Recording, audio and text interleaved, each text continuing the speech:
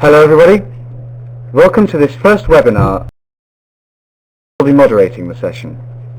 When you are all ready, I will give you a quick guide to how the webinar system works.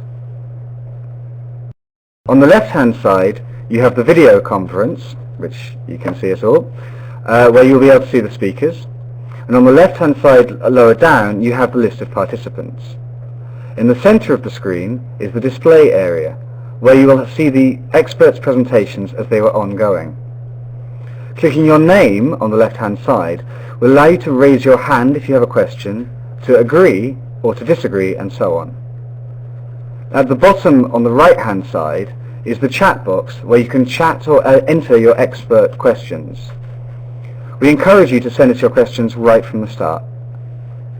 At the top of the screen on the right-hand side is the note-taking box, where you'll be able to see the questions that are actually being discussed in the current Q&A session. The webinar will start with the experts' presentations, followed by a Q&A. If you have any questions during that presentation, just post them in the chat box on the bottom right, or go to Femono on Twitter, or post on our Facebook account. I would like now to introduce the experts. To my left is Dr. Stephan Herbst, who is Senior Manager at Toyota Motor Europe, and on my right-hand side is Mr. Lars Akkermans, who is a researcher at Transport and Mobility Leuven, who specializes in modeling human behavior in mobility.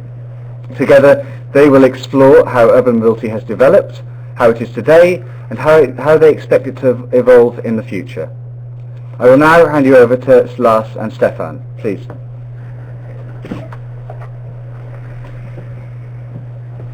So, hello, good afternoon, everybody. I think it's for both of us our first webinar, so we hope that it goes well, and we hope that you enjoy the next hour. We will start with some technology presentation from Toyota, and then we will move to the urban mobility concept together with Lars. Let me introduce to you our ideas towards sustainable mobility, as I said, coming from the technology side.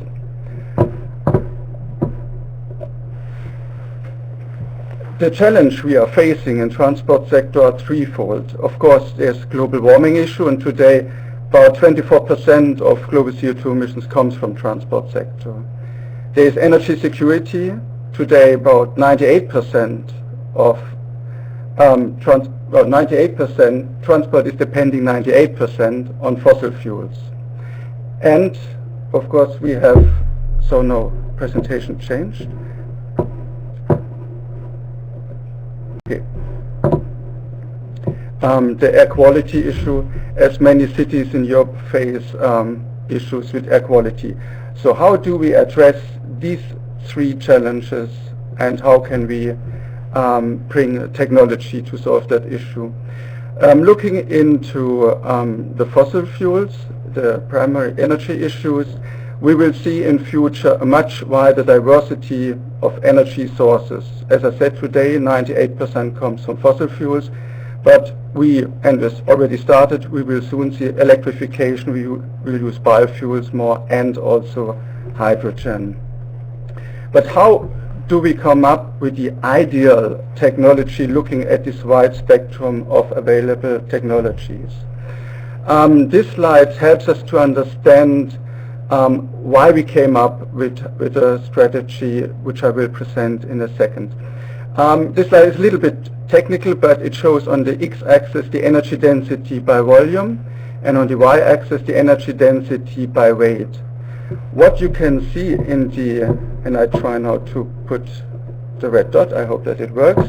In this corner you find the classic gasoline and diesel fuels, which means you have a relatively small volume and you can cover a high energy density, which allows, of course, a long distance driving.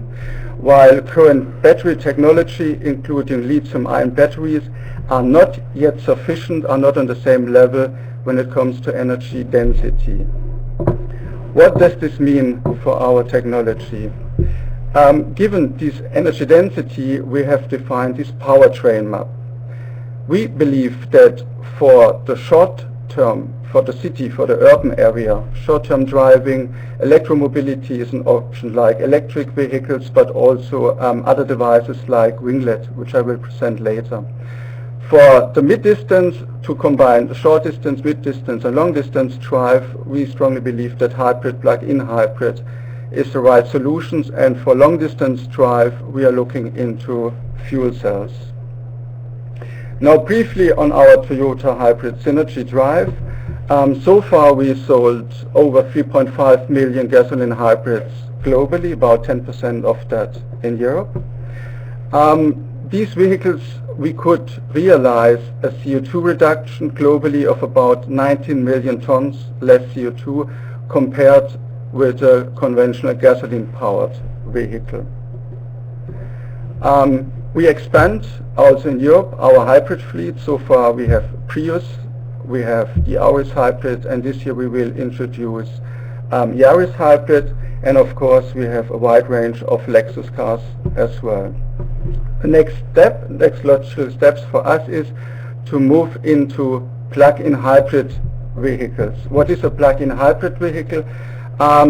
Basically the same components than the conventional hybrid. You have conventional engine, the fuel tank, an electric motor and a battery, but the size of the battery is more powerful, allowing a driving range at the moment of up to 20 kilometers on pure electric drive, and you can go up to 100 kilometers per hour on pure electric drive too.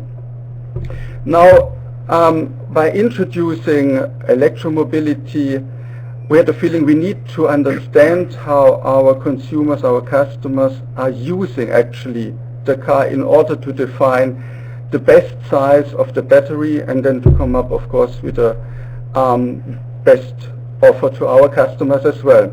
Therefore we have started PH3 project. Currently in 18 countries across Europe there are 200 plug-in hybrid vehicles. You see them here on this list. After 1 year, the results that we got from that project was that the EV range of 20 kilometers is sufficient for about 2/3 of all drivers. That means, for its most efficient way, if we bring a battery with a pure EV driving of 20 kilometers, we can already cover a majority of daily trips. Another finding was that only 32% of our users charge more than once per day, which shows that PH3 potential has not been maximized. In terms of fuel consumption, we saw that the plug-in hybrid test was 49% more efficient than compared to gasoline engine, and we saw a reduction of 36% compared to a classical conventional diesel. This can be improved given if we fully maximize the charging of the battery, the daily charging of the battery. This can be even further improved. The EV range is utilized fully, although as I said, not fully yet because of the not frequent charging in this trial. So there is still room for improvement. As a next step, we will in a certain fleet in certain countries introduce IQ electric vehicle. But as I said at the beginning, lithium-ion batteries is not yet the ideal battery technology to cover really the energy density issue. And on this slide you see the current nickel hydride batteries which we have in our hybrids, the lithium-ion batteries which will come in the plug-in hybrids, and we started to work on all solid-state batteries and metal air batteries as well, looking into the future to a completely new type of battery which we call a Sakichi battery. This research we don't do by Toyota alone. We have a number of partnerships with university to develop this new type of technology and really to enhance the energy density of the batteries. Another issue we are looking into, we made an alliance with Vitricity. The purpose of this is really to enhance the wireless charging. So in this case, you would not need to plug in your car to a plug, but you drive to an area and the battery is charged automatically. I mentioned the long-distance drive. For long-distance drive, we are looking into fuel cell vehicles, and currently we have a fleet globally of fuel cell vehicles. They are achievable challenge to cruising range. Today we are at around 650 kilometers with one fuel tank. Refueling time is within 2, 3 to maximum 5 minutes, and we also have solved the issue of low temperature starting.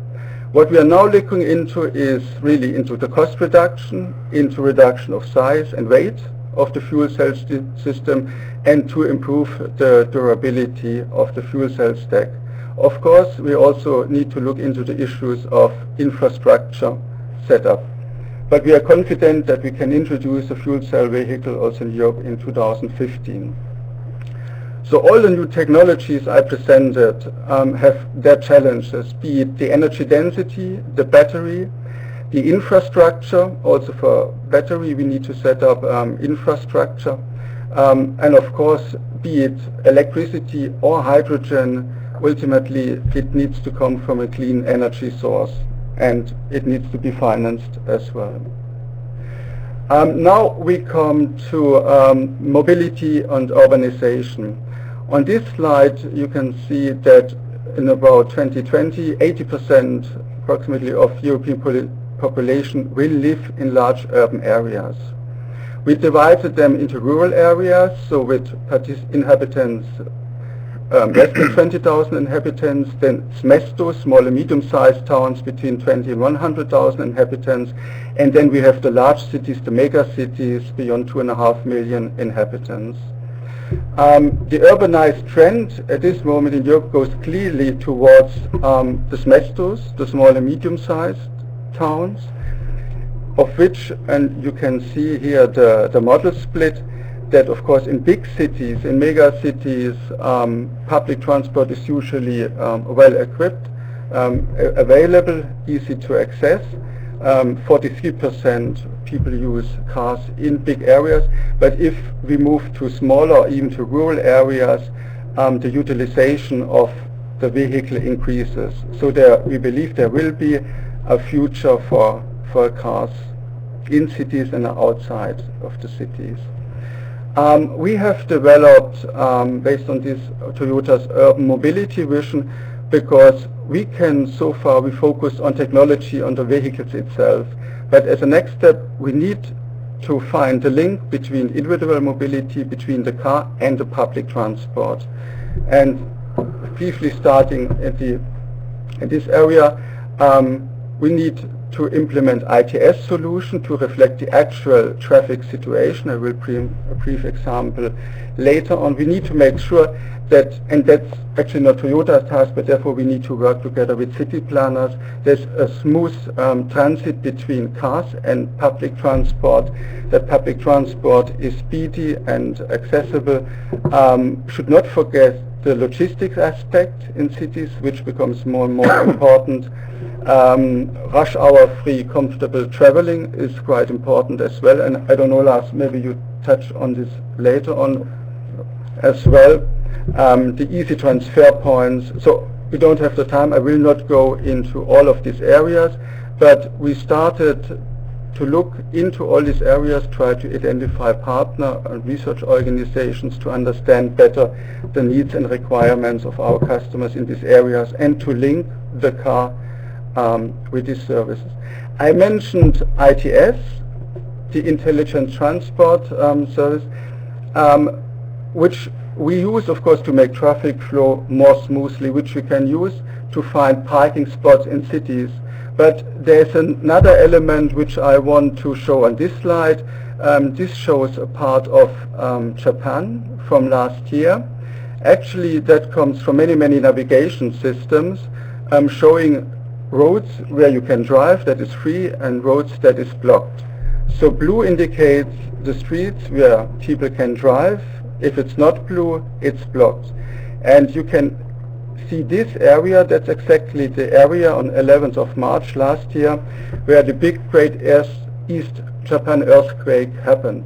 So the authorities use this system in order to identify how they can access the disaster areas. So which roads are still usable to access these areas. So ITS, we really think, is a significant contribution to society for cities, but can also be used in incidences like in Japan last year.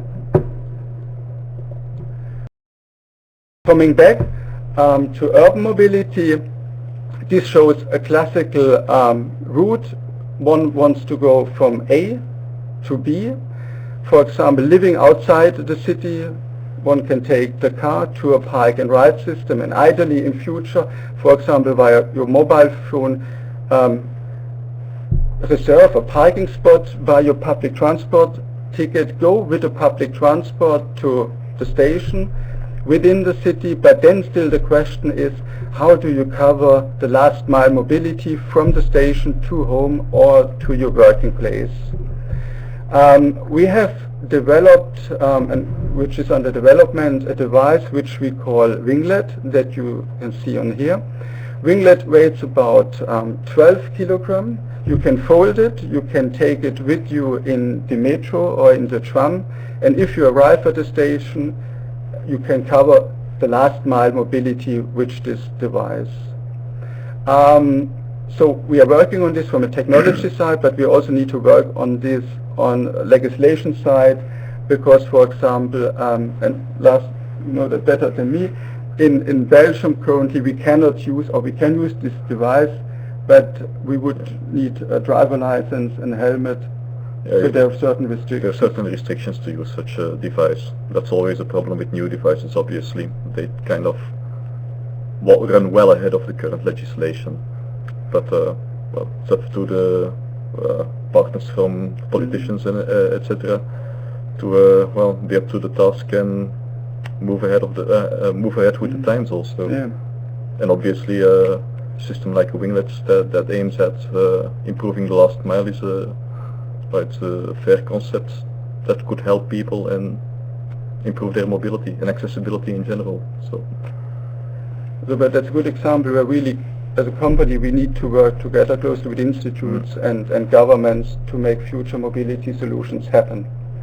So looking into, again, electrification, we also need to come to a more proper energy management, because when there will be, let's say, thousands or millions of cars charging, this will put a challenge on the grid. So we have developed what we call Toyota Smart Sensor.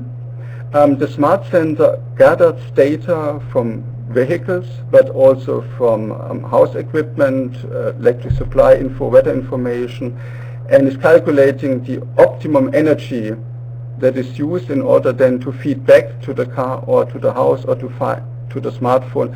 Now actually it's the best time, for example, to charge your batteries of your electric vehicle, of your plug-in hybrid. In Japan, in Hokkaido, in the north of Japan, we do currently a test. So we connect the house, the energy system of a house, with the energy system of the car, of a plug-in hybrid, with your mobile phone. So imagine you go in the evening to a concert, to opera, and the system, because in future we will also come to a more volatile charging with smart grid, we will come to more flexibility and electricity prices, believe, as well. It's giving you an indication. Now it's the price, electricity price is cheap. Now is a good moment to charge, for example, your plug-in hybrid or to start the washing machine. Then you would be able, via your smartphone, to start the charging of your PHV at home or to start the appliances at your home. So this is what we are currently testing in Japan.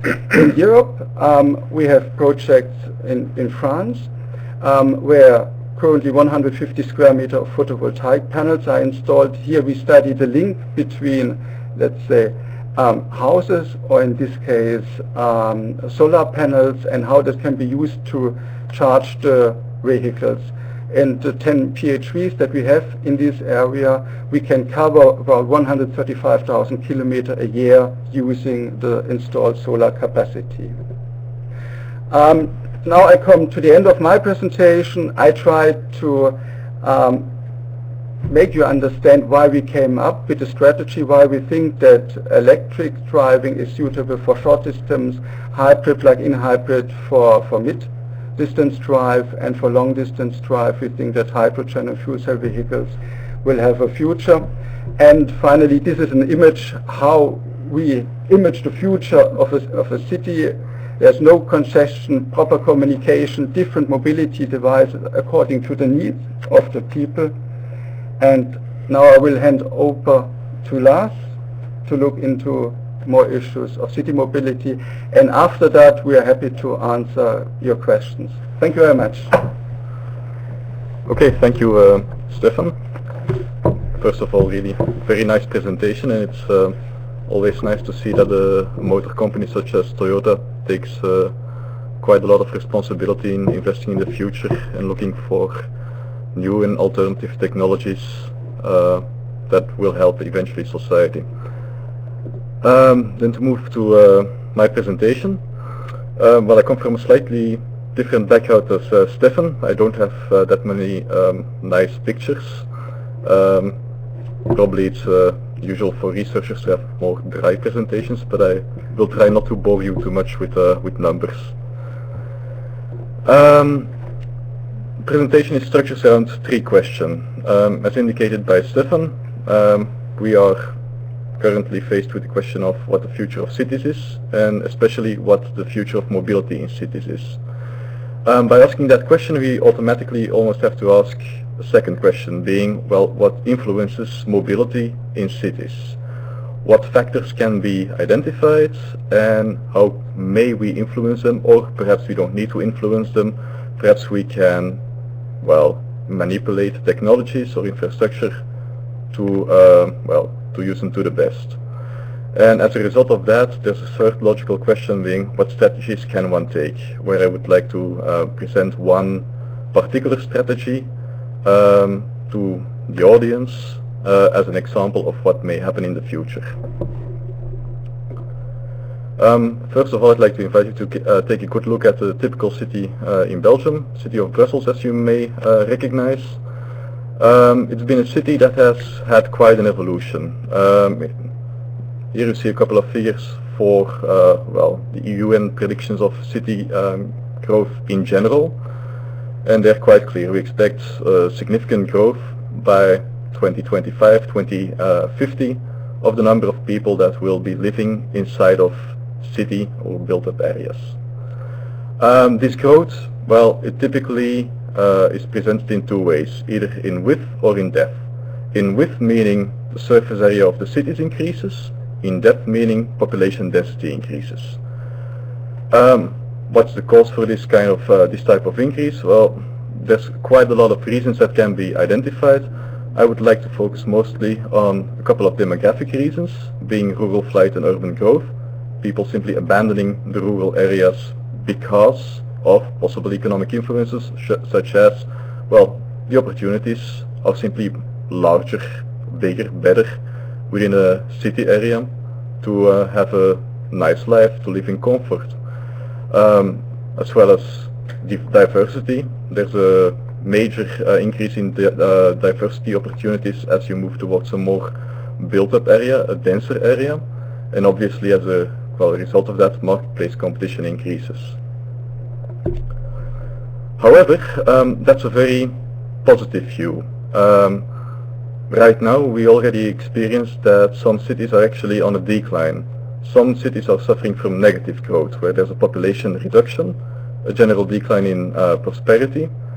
Sometimes even one may argue that economic functioning starts failing, and one may definitely argue that social structures are starting to get stretched at the least, if not they are breaking. Examples thereof can be found, for example, in Austria, Eastern Germany, some parts of Scandinavia already, Italy. I mean, if you look for them, you can really find them. So it's not simply a positive thought like cities are growing and we have to take care of them. No, there are also cities who are on a decline and we also need to take care of them. A small graph taken from a United Nations report simply indicating, well, we expect a growth of the population in urban regions. If we move to a second structure, well, the second question being what the influences on mobility are within a city. Well, it's a basic piece of knowledge that we can identify 4 different influences on mobility. First of all, you have your population and the specific user needs that come with that population. Some people need to be more mobile, some people need to be less mobile, some people have a high accessibility demand, others have a lower accessibility demand.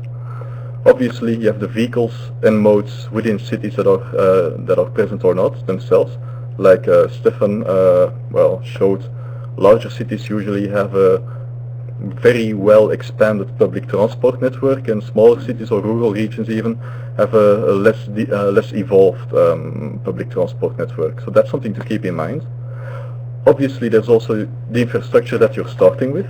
I really like the pictures presented by Toyota or by other visionaries, where they see a nice future with a very clear structure. But one has to ask himself, how do the cities we currently live in change or have to change to reach that target? I mean, if I look outside here in Brussels, it has a nice city center. It's considered to be, a nice historical city center even.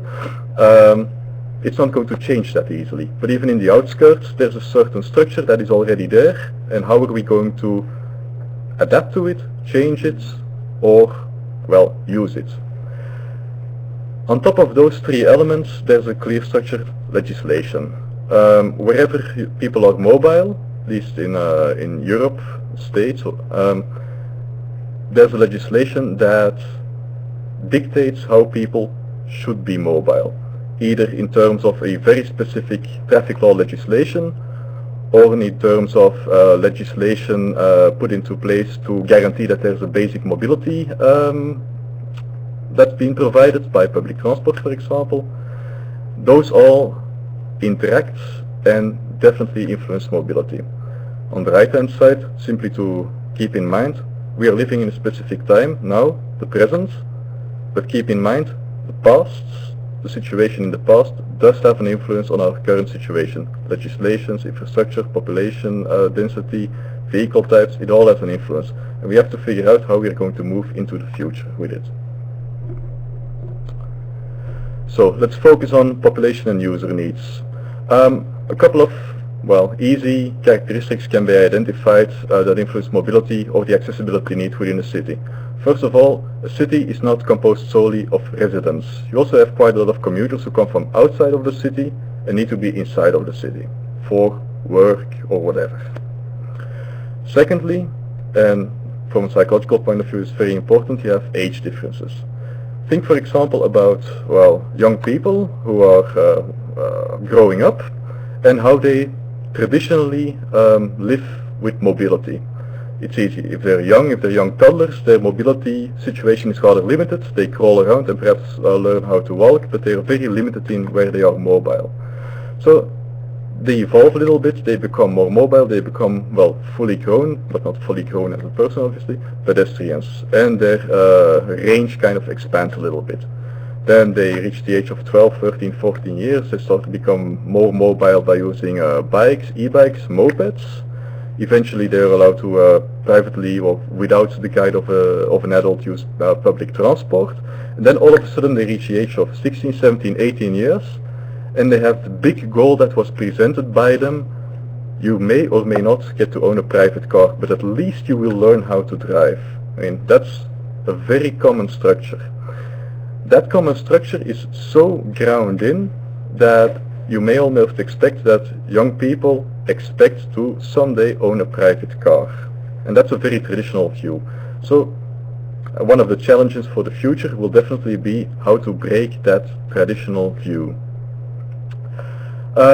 Next to that we have obviously your normal adult population, which is for this presentation not that interesting. I mean, we have people who are working, have leisure, have family that they need to drive around, have a whole lot of different reasons to be active persons.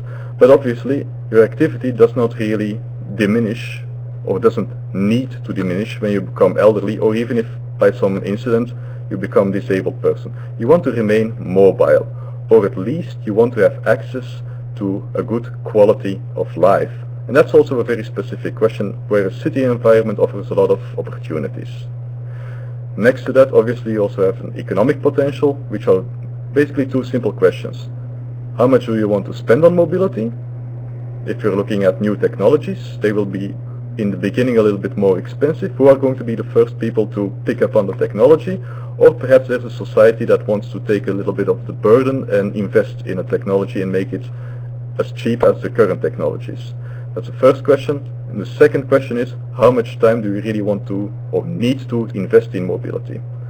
Currently there's a rather common view that private transport is or should be faster than public transport. Well, that's a question. Moving to the next slide with the user needs. Well, let's also be very honest about this. A user who is mobile has one clear goal, and that's his need. He wants to go from A to B, or C or D when he's trip chaining, in a way that fulfills some very basic requirements. He wants it to be safe, reliable, and comfortable. Comfortable can be, well, price, it can be having an air conditioning, having your music with you, but basically those are your immediate needs. And those are the needs that kind of limit where you can innovate. Because those needs and characteristics remain the same, but in the ways you can achieve those needs, they can and they will change. Look for example outside. What's already common is the use of smartphones and ICT systems for efficient planning and routing, or for the support of administrations who are currently facing a problem, an immediate problem, like Stephan presented with the Japan case. Look at the use of internet services to increase accessibility and decrease the mobility needs. I think I'm not the only person who already has ordered something online and simply, well, enjoyed it because he didn't have to get out of his house. But also look at, well, a more near future or further future. There's quite a lot of smart transport solutions at hand. The combinations with public transport, last mile, perhaps part of partial vehicle sharing. I mean, there's quite some intelligent combinations that are possible. And as such, one may ask the question whether there's a possible shift towards accessibility instead of mobility. Moving well to next, I'm going to move a little bit faster over this because this is rather common. In a city you also have your specific transport modes. Stephan made a clear case for it.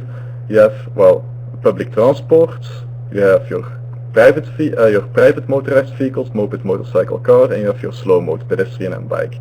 Those are relatively traditional, but even there quite a lot of innovation is possible through the use of, well, electricity, hybridization, hydrogen fuel cells. Quite a lot is possible, and it's not only possible for cars, it's also possible for buses, but it's also possible for, say, goods transport. Obviously, apart from those technologies, there are quite a lot of other opportunities, both technological opportunities, as well as more, well, human opportunities, say advanced planning and routing systems that may help increase energy efficiency or decrease the need to be mobile. Well, total number of vehicle kilometers ran, let's call it like that. Next to that, obviously, you have your infrastructure, your road network, your buildings, your geography. They all influence the situation you are currently in. Traditionally, the viewpoint is that, well, most cities tended to grow rather organically, but there was already a plan in mind. Think about, well, Brussels. In the 17th century it was, well, largely destroyed, and when people started rebuilding it, there was already a plan in mind with where you have a central structure and where you want to have connecting roads, etc., etc. And that structure is still visible right now. However, there's quite a lot of innovation opportunities with advanced urban planning, combining both technological innovations and socio-political influences. But always remember, mobility, and sustainable mobility, is only one of the possible goals that we're handling with. There's quite a lot of other goals that are, well, touching sides with mobility questions. Legislation is, well, it was already touched. I'm not going to go into much detail, just remember, changes in legislation, they do not happen overnight. They take quite a long period before, well, say for example the winglet would be fully approved in certain situations and where it could be really used to its fullest potential. Then moving to a number of strategies one can take. I'm going to be very black and white in the next couple of slides. First look at a rather traditional strategy taken by cities who are rather prudent. If they look at a mobility question, they tend to look at trying to improve mobility by separating different users, separating different modes. Think at slow modes, cars, buses, trying to keep them outside of each other, out of each other's hair. For that, they have to rely on legislation and enforcement, but at the same time, we have to be honest in it, they provide mobility to as many users as possible. Sometimes those systems are overwhelmed, or perhaps the word sometimes should be sketched. Look at peak hours. Often they can be overwhelmed. They're not always energy efficient, they can be very heavily congested, and they needn't always be safe or reliable. But at the same time, this is not the same as saying they are necessarily bad. There are quite a lot of good practices out there already. But one can also be, well, more innovative and creative, meaning you don't necessarily rely on strict separation of users, of modes, of current availability of modes. You don't necessarily rely on legislation, but you still aim at providing mobility to as many users as possible. These innovative strategies usually are also broadcast as being more energy efficient, decreasing congestion, and let's hope that they actually improve safety and reliability. However, that's not necessarily the same as saying they are per definition good. Let's look at an example in the next 3 slides, and they will be my last slides. And it's the concept of shared space. Most of you will probably already have heard about it, at least.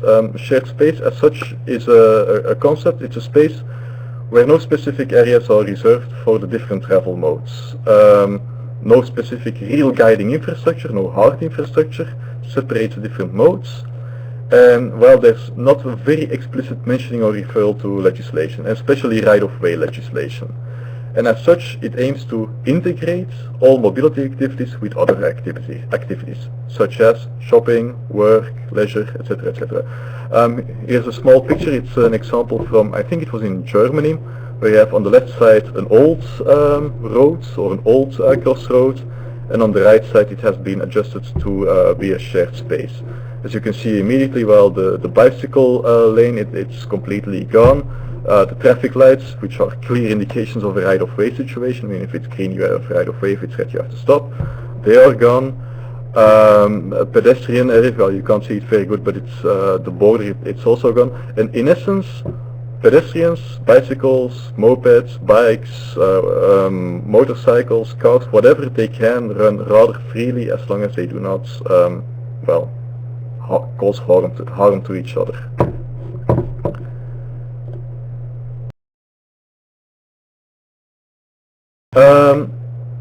In essence, the concept lives by the expectation that objective safety increases, because people think, well, it's more chaotic, there's an increase in subjective risk, well, the experience is just more riskful, we have to be safe, we have to be more careful. At the same time, it's also expected to specifically increase mobility for all users, independent of the mode. Whether you're a pedestrian who has to wait for a red light or a green light, well, you don't have that anymore. So, when traffic allows, you can pass. And as such, an increased efficiency due to the mixed use of infrastructure is thought of. However, those expectations needn't always be the case. Objective risk, does it really go down? Well, at the moment there's not really enough research to indicate that, and there's actually quite a lot of examples that say, well, when people start getting used to the situation, they kind of behave as if it's a rule included space, so no longer a shared space, but as if they're normal rules. Pedestrians go to the side, bicycles a little bit more to the center, cars in the center. Same goes for mobility. Does it really increase? I mean, can everybody really benefit from a space without infrastructure markers? Think about really young persons, youth. What are you going to teach them? what rules are still apply for them? Can they simply handle the input? Same goes for elderly. Can they handle the input? It's going to be a rather chaotic situation. Visually impaired, they no longer benefit from very clear visual infrastructural guidelines. Same goes for the disabled. So what I'm only trying to say here is, if you're looking at an innovative concept, make sure that everybody actually benefits from it. And that's where quite a large potential lies for, well, say a car manufacturer such as Toyota, or legislation, or not really legislation, politicians or people responsible. You may have to make sure that everybody wins, and technology can provide quite a large benefit there. Let's continue with a small thought. Let's say shared space are created throughout cities of the future. Like, in essence, what was shown in a couple of pictures previously, and what you can also find on the internet. What may be the repercussions? Well, some argue that modal shift and change may become more pronounced. It may become easier to hop or to change between modes because they can get everywhere. At the same time, opportunities for other vehicle types or propulsion types makes it. Think about a winglet. A winglet may have a very clear future in such a structure if legislation allows. Other vehicle types can also evolve. If you're going to really apply shared spaces in city centers, it would be logic to to provide smaller vehicles that allow for very personal routing and trip making and such. However, at the same time, a number of questions or a number of real questions need to be answered. For example, parking spaces. Are there simply enough? What infrastructure do you need? If you're going to have a lot of electric vehicles in a city, or electric cars or winglets or whatnot, they need to be charged somewhere.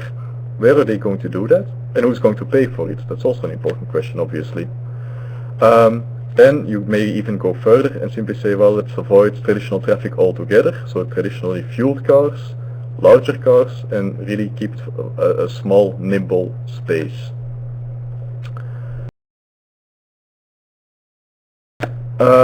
So the shared space was simply an example of an innovative concept.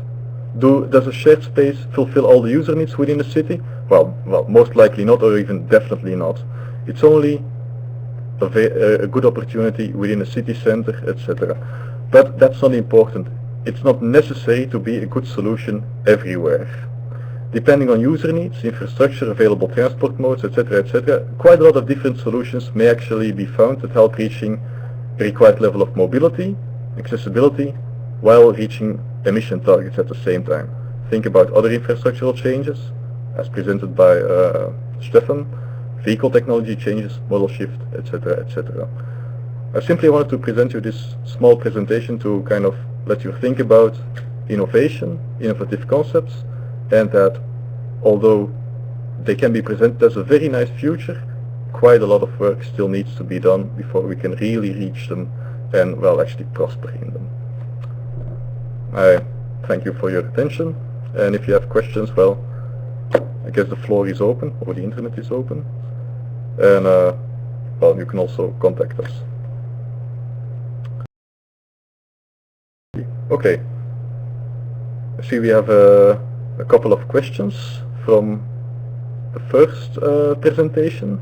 Perhaps Stephan, you can take them? I need to go closer to the screen. Okay. I'm not that old yet, but the letters are a little bit small. There was one question from Susanna.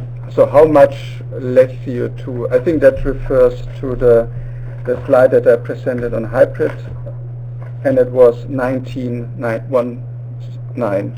million tons CO2.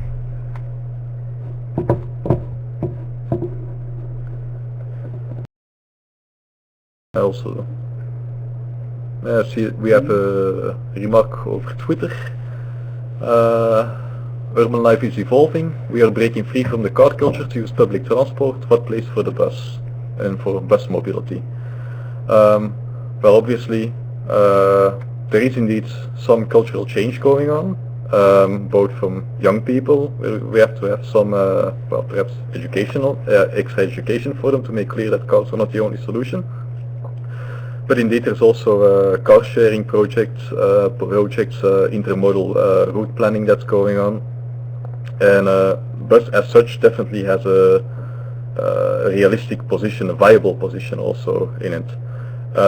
Just keep in mind, it's not a question of or, it's usually a question of and if we want to be realistic. I mean, how many households now have a privately owned car or a business car, and what do you really think would be needed to stop them using a private car? Perhaps it's a more realistic view in first instance to point out that the private car is a good opportunity to have to deal with a small section of mobility or a larger section of mobility that's really very individual, and find a good hub where they can change over, and then at the end change over to a good last mile solution. So it doesn't need to be an or question. Maybe I add to this. Also, if we look especially to cities in development countries, they have two issues. One issue is that these are very fast growing cities, and sometimes even city planning cannot catch up with the fast growth of these cities. And the second issue is then, if they want to implement public transport, they don't have sometimes the money to implement trams lines or metro lines. And therefore one of the practical solutions is bus rapid transport, and this is implemented in more and more cities. Yeah. So we go to the next question? Yeah, let's go to the next question. The next question. A question from Susanna Wesley. I noticed that internal combustion engines aren't included in your vision, so that's the Toyota vision of the future, I guess. Does Toyota anticipate that they'll be phased out? Will Toyota stop making them? What percentage of your R&D budget is going into PHEVs, hybrids, personal mobility solutions like Winglet? Good question. Versus traditional internal combustion engines. Oh, that's a very nice one. That's a very nice question. So we will of course focus, and internal combustion engine will continue to play a role. But at the same time, as said, with hybrid, also hybrid has still internal combustion engine, and of course we continue to work also to improve the efficiency of the internal combustion engine in a hybrid. But also we need to see, for example, if we take a white paper of transport of European Commission recently published, saying that they don't want to allow conventional fuel cars to enter city centers by 2050.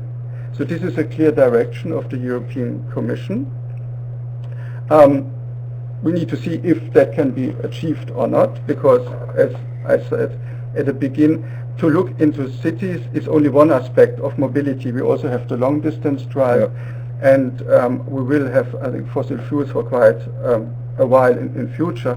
And therefore, in order to improve the overall system, we cannot focus, and we cannot afford to focus on only one technology, only fuel cells, or only electricity, or only biofuels. All these different types of technologies and fuels have their merits and demerits. Biofuels, we discussing sustainability issues in the production of biofuels. Electricity, can we generate sufficient renewable electricity? The same for hydrogen. So for all energy sources, we will be in the future be limited in production. But therefore the only way forward is to continue to improve also the existing technology, which is the internal combustion engine. I'd just like to add to that. I mean, I realize that at the moment we're talking about mobility in cities mostly. Like Stephan also indicated, I mean, you have also mobility outside of cities. Well, I don't have the exact figures at hand here, but also realize that there's quite a lot of emissions that are specifically produced outside of cities. The European Commission presents a clear focus on reducing CO2 emissions inside of cities, but there's quite a large potential also outside of it. And if we look at the different technologies that at the moment may be applied in those situations, I mean, electric vehicles are a little bit hindered by a limited range, and if they are even not hindered by a limited range, then at least the consumers, the users, are hindered by a sort of range anxiety. Will my vehicle be able to make it? Yes or no? If you look at other technologies such as hydrogen fuel cell vehicles, I mean, they may have the range, but at the moment they are either very expensive or tanking stations, recharging stations, are relatively few and far in between. So it would not really make sense to all of a sudden stop with the development of conventionally fueled cars. I mean, there's still quite a high potential there, and also quite a high need for those types of vehicles. Yeah, and maybe I don't want to skip the R&D question, the percentage of expenditure, but I don't have the figure just at this moment. It's clear as we have set a target, we expand our hybrid activities, our plug-in hybrid activities, our fuel cell activities. So this makes a significant portion of our R&D spending, and that's increasing. Perhaps a general answer to that question. We have the GHG transport project, which was an FP6 or 7, I always forget, project. And it actually dealt with R&D, the R&D question and the budgets in there. And there's quite some information that can be found online on it. So to Susanna Wesley, I would recommend looking at the GHG Transport website and dig in the information. Next question comes from Vitor Ferreira. And he asks, however, how is the current European crisis impacting in this future vision? Such vision has very strong investment demands, and European governments are cutting hard the money needed for this energy change. Smaller and cheaper is the future. Well, I'm going to steal the question away a little bit. In essence, this was part of what I was indicating also in my presentation. I mean, you have a real economic background and a real human background. At the moment, we have to be rather honest about it. There is definitely a problem there. People are not always willing to invest as much time or money to remain as mobile. This is something that, for example, can be seen the most when you have a very, very sharp increase in gasoline prices. At the same time, I'd like to invite you to look at what happens when there's only a small but regular increase with gasoline prices. I mean, if there's a sharp shock, people usually become a little bit less mobile, but if it's a gradual increase, mobility doesn't really decrease a lot. That's on a very small scale. Obviously, on a large scale, well, investments, money made available for R&D, well, they are weighed down by such a crisis, and we have to be realistic. Perhaps a vision that was realistic 5 years ago, where they said when in 2015 or in 2020 we will have technology X, Y, Z available to us. It doesn't need to be 2020 anymore, it can be 2025, or perhaps completely independent of the economic crisis. It's possible that an improvement in a different technology actually causes that particular technology to become a little bit more dominant and preferential. So that's also something to keep in mind. Smaller and cheaper is the future. Well,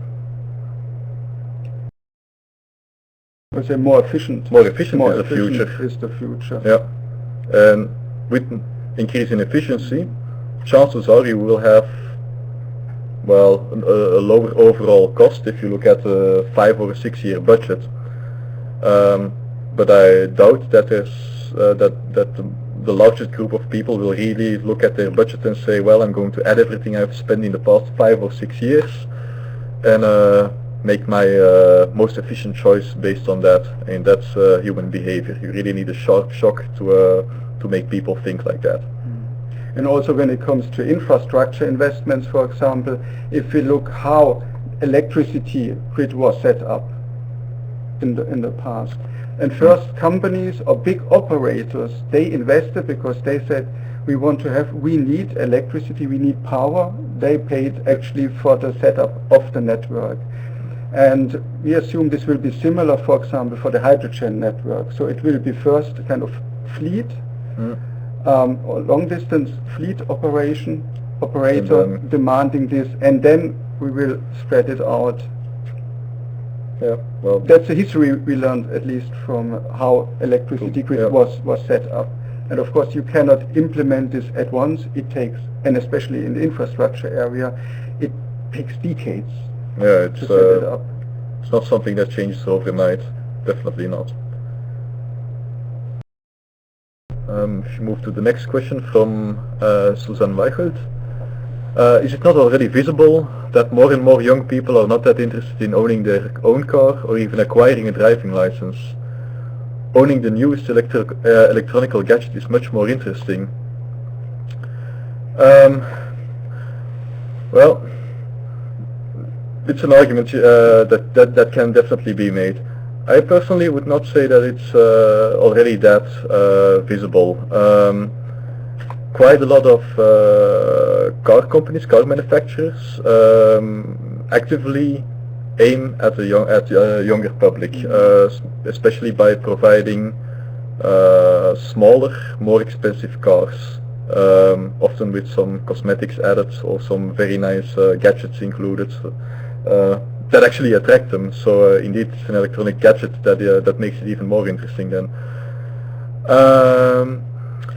Yeah, maybe to add on this, so I guess the question comes looking at a name from Germany.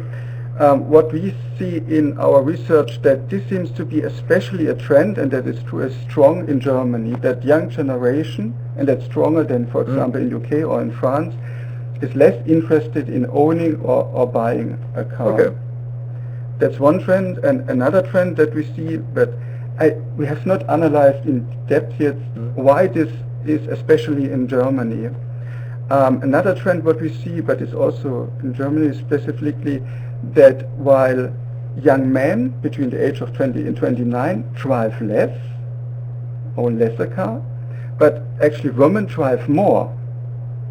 That's another trend that we can see. We also see, and it's also specific for Germany, that the long distance drive beyond 50 kilometers, young people started to shift to other transport modes.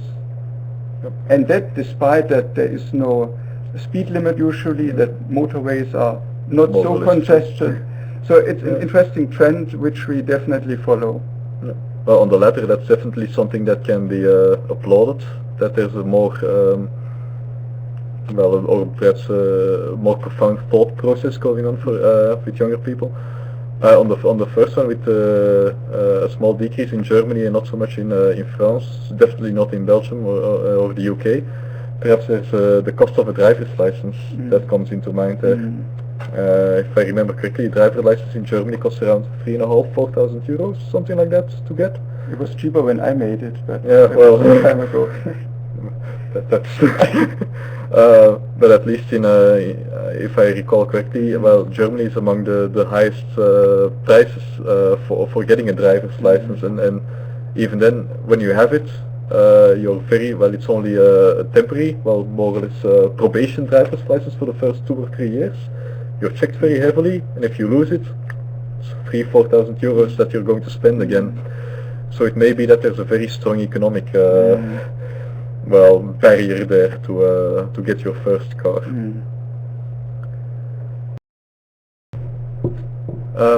Moving to the next question from Susanna Wesley. The H2V manager he mentioned, is that on sale yet?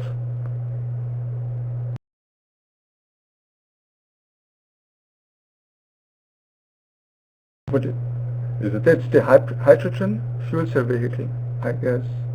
No, as I said, we will, as of 2015, introduce as a fleet in Europe fuel cell vehicles. So at the moment we are just testing, for example, in Germany 5 fuel cell vehicles, but it's not on the market. And the answer was below it. Sorry. The next question from Lisa. How do you think could you make people more interested in future mobility? Well, that's it's a very difficult question in a way. I mean, in essence, people are not very easy to be convinced about making changes or becoming more or less interested in well, situations where they may have to change in the future. I mean, I had a professor who said, well, the person you are in 10 years is a stranger to the person you are now. and he may be up to something there. So the question really is how can we well, make the problem clear to people, and then not only an environmental problem but simply also a mobility problem or an accessibility problem, and how can we make it clear to them that they will actually be the ones who need to adapt to it, who need to be conscious of it and make changes, all being in technology choice, in mobility demand choice, in mobility needs, in patterns, etc., etc.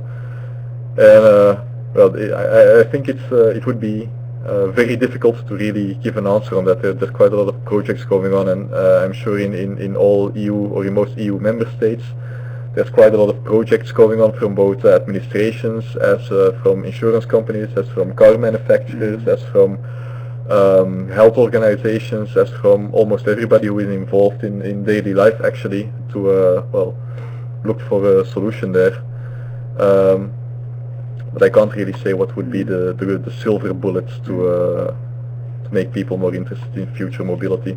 And I think our challenge is really to offer mobility devices, to offer services that is addressing what I mentioned at the beginning, the global warming issue, air quality issue, and energy diversification. If we manage to offer convincing technologies that people have fun to use it, that they accept, that is addressing the societal agenda, then we will succeed, and then we will get the interest of the people. And secondly, as I said, we are going to change. We are studying more the individual mobility needs by going to electrification, so the variety of different powertrains, of different devices, of two-seaters, of one-seaters, of winglets, of micromobility, which will be much wider. And I believe this will also enhance the interest in future mobility in a positive way. The main element will be, well, for me it's prove to people that they will not lose mobility, that they will not lose opportunities, or that they will not have to pay in time or money for it.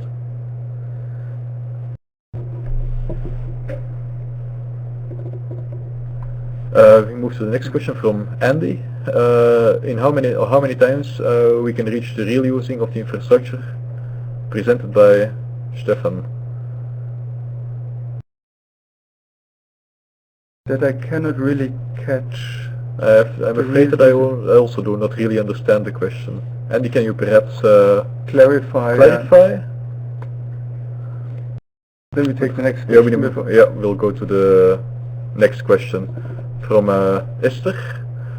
Don't you think the introduction of electric cars is going too quick for us as users? That's a very good question, and that's also one reason why for pure electric vehicles, so we, as of end of this year, next year, we start to do a test in order to see also the acceptance of pure electric vehicles, because also our feeling is it might be too early, and looking at the European sales figures consolidated of electric vehicles, we saw this year a peak in March, but since March sales is declining. So we need to monitor really the acceptance of the market. It will be then accepted, as I said, when we really have a breakthrough on the battery technology to improve the energy density and to increase the driving range on a pure EV drive. But sorry, until we get there, that's the reason why we really think that a plug-in hybrid is a very reasonable offer. So we can cover the main distance driven every day from home to work, from including shopping, by pure electric driving without compromising long distance drive that you can cover with a car as well, and you don't have what you call drive anxiety. Yeah, it's well, from a psychological background, it's really what I see as a very important hindrance for individual users and individual buyers. It's really the range anxiety. People tend to look with a little bit more care or more interest or more questions to newer technologies, especially if they look at mobility as an accessibility question. I mean, I want to be able to go from A to B, and I want to be sure that I can reach it, and I want to be sure that I can go from B back to A, or that I can make an entire trip chain, even if it's only in their head. And well, it's perhaps a little bit non-Catholic to say something like that, but one of the major tasks there also that I see for car manufacturers or for the general administrations also is to convince people that yes, most of the time or almost all the time they will be able to actually make their trip with an electric vehicle, even if it has only a limited range.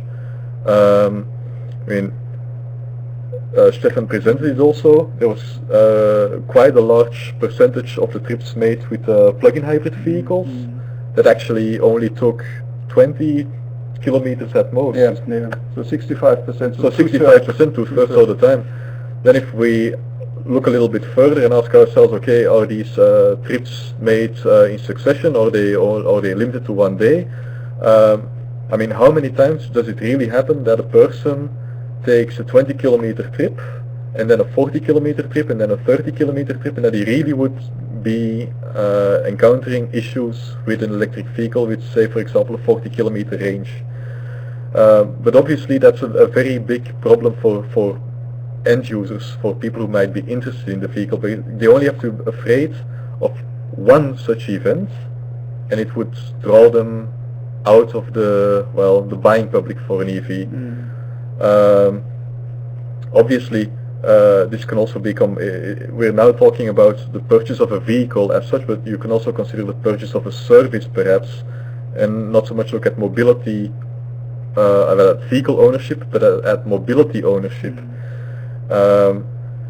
For a car manufacturer or for a company, it can be very interesting to look a little bit broader than simply the car as the element they're providing, but the mobility service they are providing. People may be more convinced when they buy in a guarantee that they can reach a destination further away instead of that they can buy an electric vehicle. It's a different concept there. Okay. We go to the next question. From Boutinet. Did Toyota realize that the choice of biofuels is a terrible mistake? That's a very good question. I think per se there is not a good or a bad energy carrier. But so we have recognized at a very early stage that we need to look into the sustainability of biofuels. That's the reason we, for example, we are one of the founding members of the Roundtable on Sustainable Biofuels, which has defined standards for sustainable biofuel production. And we are also involved in a number of working groups of the European Commission, really to define these standards for biofuels, although I have to say we are not a biofuels producer, but we want to make sure that the fuels that are used, be it electricity, be it biofuels, whatever in a car, is really reducing the environmental impact. Because otherwise to develop a technology is meaningless. So we really want to make sure that there's a positive environmental benefit. Of the fuels as well as the technology. I don't have anything to add to that. I think it's a very clear answer.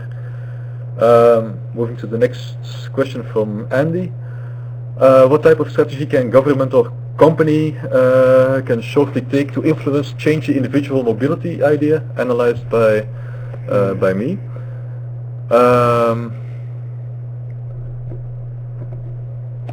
Well, in a way it's a responsibility question that you're asking there. And like I indicated or answered also in a previous question, I mean, a government has a very clear responsibility. They should be able to provide end users the opportunity to be mobile or to fulfill normal, regular accessibility needs. Governments as such tend to be not very fast in changing, in adapting to new situations. But in the end they have responsibility. So what strategy can they shortly take? It's more or less, well, allowing for changes to happen. Obviously, a normal government also relies on a political structure, and there are some normal personal hindrances there, like getting elected for the next 4 years. So that may be a minor drawback in biting the bullet and making hard changes. But in the end, well, changes will have to be made and the government will have to own up to it. And it's not so much a term of finding a short-term strategy. That's not what a government is for. A government is there for a long-term strategy. But they have to change rather sooner than later. Mm-hmm. And maybe to add from our side, to influence mobility behavior. So one element, for example, is what we introduced in many of our cars is to have a fuel indication or a gear shift indicator, really to help people also to understand when is the best moment to shift gears to improve the fuel efficiency. But it's also, and that's why I stress this issue, it's really fundamental to us to understand the real mobility behavior and then to feed back this information also to society, like the finding that 2/3 of people drive 20 kilometers per day. If you think about it, we are really convinced that plug-in hybrid is a technology that consumer is benefiting and will accept. And this will, if we really can show with that the benefit to society, to each individual consumer, then he will change his behavior and accept this technology. Yep. But let's not forget that a car in itself is a huge information source for a driver also. And I don't only mean feedback in terms of the steering wheel and the accelerator and the brake system and ABS, etc., etc. I mean, you have a HUD, well, you're not really a head-up display, but in the future it will probably be a head-up display anyway. And you can present rather easily, without causing extra cognitive burden, information on how somebody is driving. I mean, simply change the color of something from green to red when somebody is starting to, well, push the accelerator too hard or starts to drive rather less responsible, or is, well, for some reason perhaps his attention is not on the road. I mean, you have quite a lot of potentials to feedback information. For a PHEV, for example, I would suggest almost indicating to somebody, well, you've bought a PHEV, but an electric vehicle would have been a good alternative for these 20 kilometers. I mean, I know it's not correct for a car company to say that, but I mean, there's quite a lot of possibilities there if you think about it. The next question from Stephan. Okay. Yeah. Today Toyota continues to emphasize. I think it's next. Oh, it's next. Oh, yeah, okay. What is that? Oh, there was another Stephan. It could also have been. Toyota continues to emphasize that plug-in cars with small batteries are a better route than big battery EVs. That's what you told. Yeah. How do you two view the matter? Do you think that the elaboration of the Sakichi battery is essential for the future of EVs? Well, it is essential when it comes, as I said, to the energy density. So we really need to make sure that we have an energy source in the vehicle that in terms of volume and in terms of weight is attractive enough to overcome this range anxiety that you mentioned as well. And therefore we need to come to a new generation of battery technologies. There's still lots of interest in that topic. Yeah. Well, just to perhaps add on it, also if you have more efficient batteries, you may be able to provide smaller batteries, which decreases weight and also cost less. Well, you have quite a lot of knock-on effects. Also, there's a safety effect there. You have more potential to invest in safety structures, in comfort, such as having a larger boot. I mean, you have quite a lot of knock-on effects. So it's not only an effect towards anxiety rate, but it's also a luxury element that can be provided because of having a smaller battery. If we go back to the previous question of Andy, I think there was a clarification there by somebody from the panel. I think Andy might have meant to ask, in how many years, how much time will we see the vision shown by Stephan at the end of his presentation? That's a very difficult question, because of course it not only depends on Toyota. So we provide technology, and so actually the vision, the image that I've shown, we have done some case study at the World Expo in Japan, IG Expo, where we experimented exactly with this public transport mobility system, separate bus lines, separate lines for freight transport, So we have elaborated on this, but before it really will be implemented in a wide scale, again, that requires infrastructure investment, infrastructure changes, will take decades, and it's not only depending, of course, on one company. Yep. So we need many partners to come in, and also legislation, governments, financial institutions. Yep. But of course, sometimes it can, the evolution can fall into a rapid, so to say. I mean, there's no telling what trigger may be presented in a couple of years that allows for a real breakthrough in technology or a real breakthrough in infrastructural changes. Imagine if you talk to your parents or your grandparents or whatnot, and ask them how mobility was when they were around. I mean, I've had that discussion quite some time ago with my grandparents on how was mobility in Antwerp, and they literally said, well, horse and cart was still around. Like, I mean, it was a little bit of a black and white answer also, but I mean, if they would live and see what's possible now, they would simply think it's not realistic. They were dreaming or something like that. So things can change relatively fast. But like I also said in a previous answer, well, it's public investment in a way and a private investment, and both need to move ahead. Obviously, the public investment, they are down to largely governments, and they have a responsibility for the future. And like I said, the sooner they change, probably the better. And I think we also need to differentiate. There are a number of cities that are new built, completely new built, like Mazda City or some cities in China. There you can much easier realize such a mobility concept because you start from scratch with all possibilities. You can immediately implement the latest technologies. While, especially in European cities, to retrofit a city like Paris, a city like London or Brussels is very complicated. It's really complicated. Just a small referral. A couple of decades ago, it was not uncommon to see a trolleybus in Belgium.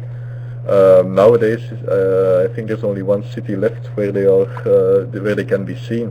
However, if you look at some research, it's actually a consideration that electrifying the buses again would be beneficial for the environment and enable higher mobility. Obviously not using the same electric wire system, but using perhaps induction loading or something like that. But in essence, you're creating an evolution on a past technology possibly in the near future. So, potential is there at least.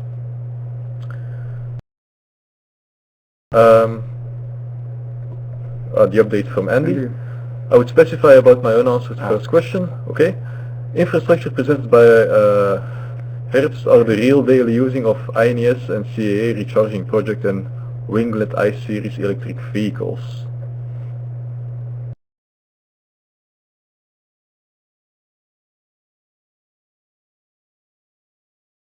They cannot fully get. So I'm sorry, Andy, the question.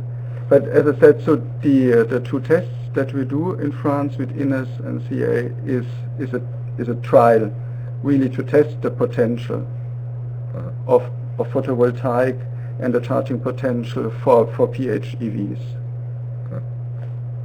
So I hope that does answer your question. Okay? Okay. Then we go to next question from Lisa. What do you think about car sharing in general for our future mobility? Diesel cars for long distance drives and electric hybrid for urban areas? Actually there's quite a couple of questions in there. First of all, there's the concept of car sharing, which is already a relative break with the current tradition of car ownership.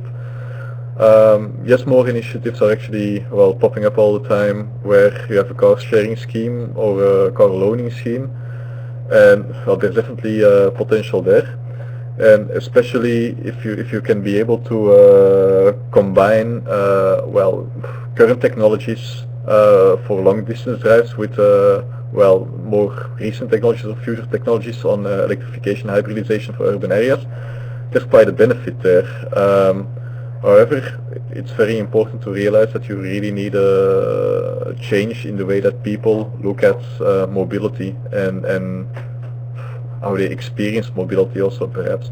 So I would say yes, the potential is there, but it takes some, well, perhaps some education of your end users, and that's not always an easy task. And I think there are also many forms of car sharing which we are also currently analyzing. So one form, for example, is if our members, our employees do car sharing, we offer in our technical center specific parking spaces for people sharing the car, so they have a spot closer to the entrance, really to you need to show the promote it benefits as well. Then you have on the web already communities organizing themselves, so from private to private, to have car owner car sharing, and of course you have more and more activities, professional car sharing activities, which we study at the moment as well. And the question then here is, what is the ideal car sharing situation for society?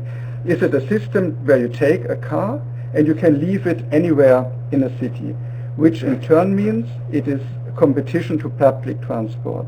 Or if you have a stationary system where people need to bring back the car to a certain point, then it's complementary to public transport. So there's still quite a number of open questions which we are currently looking into and analyze, and it certainly has a role to play also for future mobility, because it's a question, how are we going to use the car in an efficient way? And what is the best form to do this? It's not easy to answer. I mean, let's be honest about it. Car sharing at the moment is still a relative, well, it's not a young concept, but the principle that's used at the moment is not really, well, that young. You can imagine that you add service to it. For example, in Antwerp there was a structure where private owners, owners of a house who had a parking space available, created an application or used an application where they presented their parking space to a crowd, and somebody could actually buy or rent the parking space for an hour, just the same like you buy a ticket out on the street. So you can start imagining combinations of car sharing, parking space sharing, and there's quite a lot of possibilities there. You don't really need to think only about car sharing. It's the entire element that comes. It's driving the car, parking the car, using the car, recharging the car, who's going to pay the insurance. I mean, it's a very broad structure that you need to think about. And the first one, or probably the first ones who will be able to crack that nut will have a very nice market at hand. Yeah, okay. We got some indication that was the last question. So I think both of us, we thank you very much for your interest, for your time to join the webinar, for all the questions, and I hope that we could answer the questions. If there are remaining questions, I think after the session, if you send them to the website, I guess we keep open. We're happy to respond to that. We have an email address, and obviously the presentations are available to you, so you can grab back to them for your questions also. Okay. Thank you very much. Bye. Thank you. Right. I'd like to say a special thank you to both of our experts. It's been a fascinating discussion. For all of you out there, I hope you enjoyed it. Thank you very much for coming. In February, we'll be having another 2 webinars by Daimler, followed by another couple in March with Jaguar Land Rover. So these will all follow themes which will be announced at the time. We all hope you come and enjoy it and spread the word to your friends. And in the meantime, we wish you a very, very pleasant evening. Goodbye.